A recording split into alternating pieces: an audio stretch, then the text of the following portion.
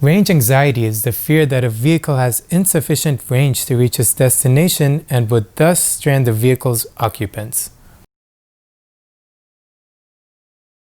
If you've ever ran out of battery with your e-bike, then you know what a pain it is to have to deal with biking on the way home without the electric portion of your bike working, and you definitely know just how heavy those things are. And if it hasn't happened to you yet, then you must think you're so cool. Want a cookie? But in this video, I'll show you some stuff to hopefully make sure that it never does happen to you. Tip number one is obvious to some people, but it's important to say anyways, and it's to reduce your speed. I know.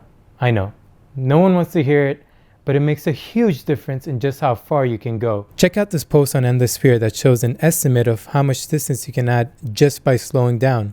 What's crazy to me is that slowing down from 15 miles per hour to 10 miles per hour added a whole 16 miles of range. Wow. That's probably doubling the miles of wherever you're going.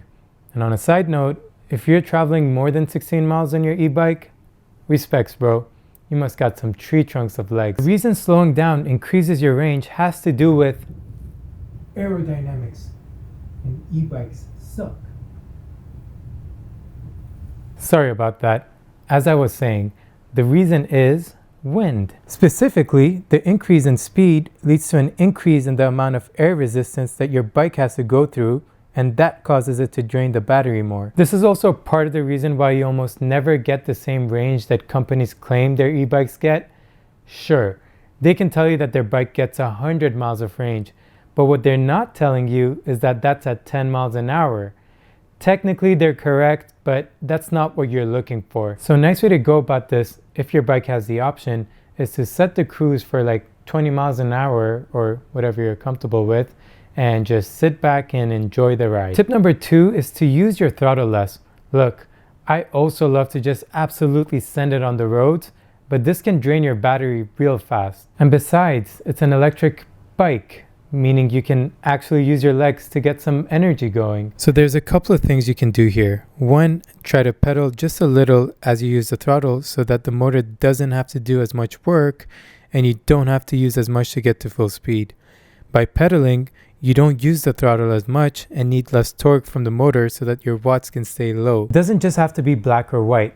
You can use the pedal and still throttle alongside it so that you get a nice balance of both. Second, which is kind of a continuation of the first point, is that you can ease into the throttle instead of going full force. With throttling less, you're obviously going to be pedaling more, and the more work you do, the less work the bike does, and it rewards you with greater range. Third point is to make sure your tires have enough air. Your tires having air gives them less rolling resistance, which makes it easier to get your bike moving. Also, make sure the treads of your tires are right for you. For example, if you're riding an electric mountain bike as a daily commuter, the treads may cause a lot of rolling resistance because they were made to be zipped around in off-road environments, and that can make it less efficient for your bike to get moving. A bonus tip if you haven't bought your e-bike yet, or if you have one that allows for swappable parts, is that you should look into getting the biggest possible battery you can afford. There's no questions, the battery is the most important part of an e-bike. You could literally skimp out on every other aspect, but do not get the battery wrong. It's the only thing I would recommend paying a premium for. I mean, what could go wrong buying a cheap battery? Oh, you could literally burn your whole house down. Yeah, I don't know if that's a risk I want to take. So those are kind of the big things that would give you the most range, but there are some other stuff. Like for example, some direct drive motors do have regen braking, which uses the bike's motor to convert the kinetic energy lost during deceleration back into the battery. I mean, it sounds nice, but from everything I've read, it doesn't make a huge difference.